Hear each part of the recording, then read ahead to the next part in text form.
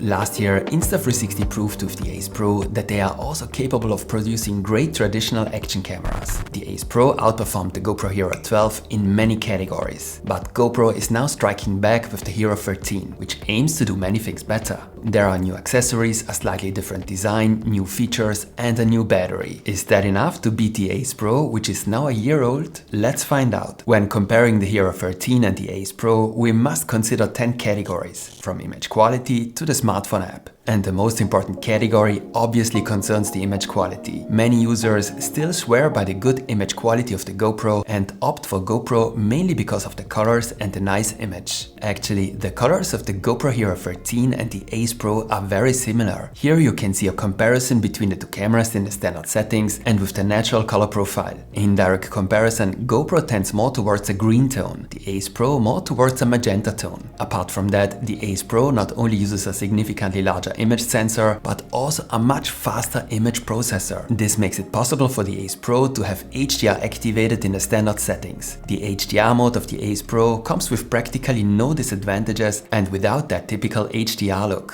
While on the GoPro, as you can see here in several shots, the highlights, for example the bright areas of the face, often burn out, the highlights on the Ace Pro are much better protected. Especially in such difficult situations, the Ace Pro produces a much better image. The Hero 13 also has an HDR mode, but unlike the Ace Pro, this significantly brightens up the shadows and produces a more typical HDR look. So when it comes to dynamic range, the Ace Pro has a clear advantage over the Hero 13. And although the Hero 13 takes shots at 5.3K, this also applies to the details. The Ace Pro can take shots at 8K. Albeit only at a frame rate of 24 frames per second. The Ace Pro also has a 2x zoom mode, which only leads to minor quality losses due to the high-resolution 48 megapixel sensor. And even when taking shots in 4K, the Ace Pro can keep up well with the details of the Hero 13's image in 5.3K. But only the GoPro Hero 13 offers a 10-bit locked mode for intensive color grading. Although there is also a flat color profile on the Ace Pro, if you want to edit your colors heavily, then 10-bit and a real lock profile is of course an advantage. In return, the Ace Pro offers a large number of predefined color profiles. Just a few weeks ago, two new Leica color profiles were added via update. Leica Natural and Leica Vivid are two very high contrast color profiles that are intended to reproduce the look of the high quality camera manufacturer Leica. But ultimately, I believe that when it comes to color, a lot depends on personal preference. So you should take a close look at these shots, which were taken in the standard settings and have not been edited, and decide for yourself what you like better. However, I would like to address one more specific topic. There was a rumor that shots taken with the Ace Pro, for example of the face, would look blurred if you use the Ace Pro relatively close, for example on a pole. As the Ace Pro has a significantly larger sensor, it naturally also has a shallower depth of field. That's true. But shots taken on a pole or at arm's length are completely sharp, as you can see here. On the other hand, one advantage of the Hero 13 is that you can not only remove the lens cover, but can now also attach a number of optional lenses. There is an ultra-wide lens, a macro lens, and later there will also be an anamorphic lens. Apart from the fact that these are relatively expensive accessories, it's of course an advantage if you can significantly enlarge and transform the field of view with a lens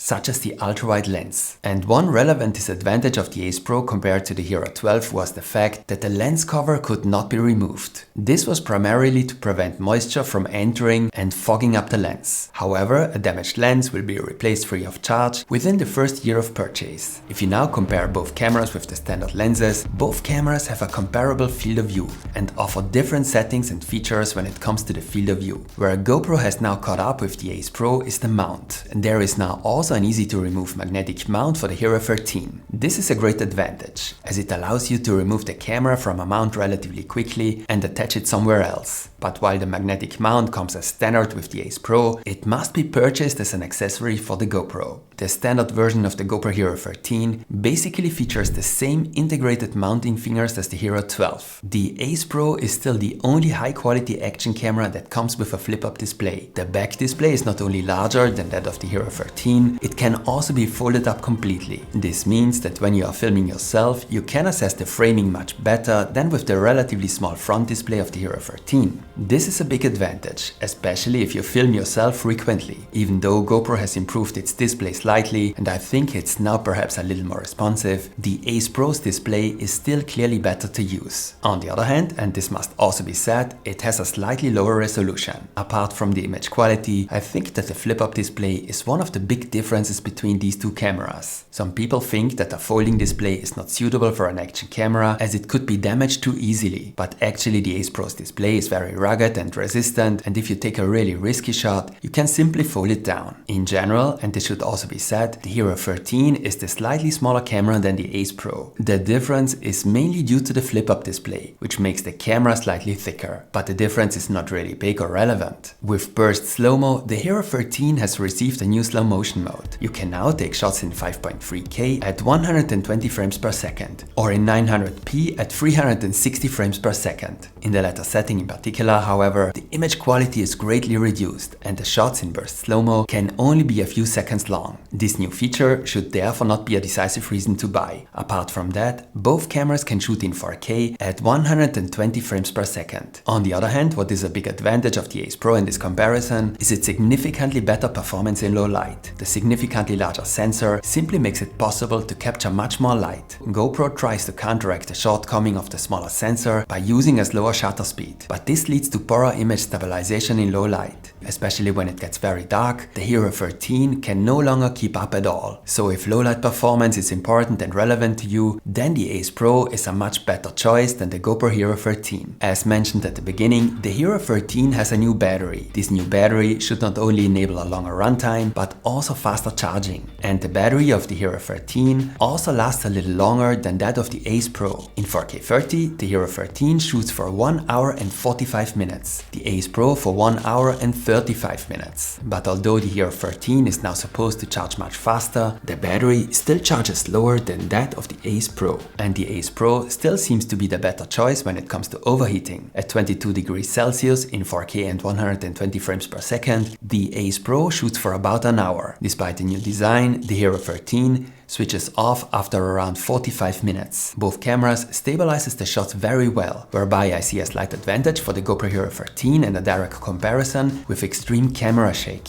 These shots here were taken in the standard settings. Both cameras also offer a more powerful stabilization mode, but this also leads to more cropping. And then of course both cameras offer a variety of additional recording modes and features. For example, the Ace Pro has a free-frame video mode in which you can set the field of view completely freely in post. The Hero 13 now has internal GPS again, whereas you must use a remote control in the form of a wristband for GPS with the Ace Pro. Only the Ace Pro features gesture control, which allows you to start and stop recordings by moving your arm or hand. The Hero 13 has a few creative shooting modes, such as star trails, and you can use the Insta360 app to remove the pole from shots taken with the Ace Pro. And that brings us to the next and relatively important aspect, the smartphone app. Both cameras have very good apps that allow you to control the camera well, but the Insta360 app not only offers significantly more effects and options for creating AI automated edits, it also features a fully fledged editing tool, all without an additional subscription. To summarize, you should go for the GoPro Hero 13